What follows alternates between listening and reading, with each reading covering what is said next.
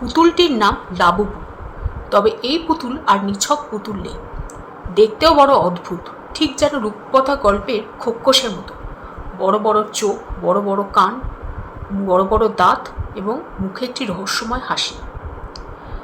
এই লাবুবু ডলটি এখন গোটা পৃথিবীর কাছে একটি স্ট্যাটাস সিম্বল।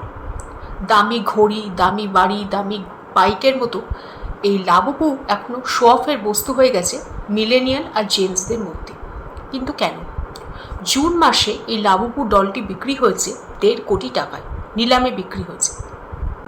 তাহলে লাবুবুর জন্ম কোথায়? হংকংয়ের শিল্পী কাসিং লু ছোটবেলায় থাকতেন নরওয়েতে। সেখানে তিনি নরওয়ের ভাষা বুঝতেন না। তার শিক্ষক শিক্ষিকারা তাকে নরওয়েতে রাক্ষস খোক্কসের অনেক বই উপহার দিতেন। সেই বই থেকে অনুপ্রেরণা নিয়ে তিনি ছবি আঁকতেন। সেখান থেকে জন্ম নেয় লাবুবু। 2015 সালে প্রথম পুতুলের সিরিজ বানান কাসিং, নাম মনস্টার কার্নিভাল।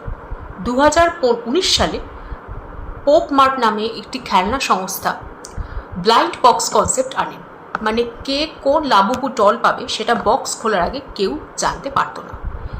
এখানেই লাবুবুর জাদু, রহস্য আর কালেকশন ফিভার। এই লাবুবুর দাম এখন 1300 টাকা থেকে শুরু। একটা 4 ফুট পুতুল 1.5 কোটি টাকায় বিক্রি হয়েছে। রেহানা, ডুয়া লিপা, ডেভিড বেকহ্যাম সকলেই এখন লাবুবুর ফ্যান।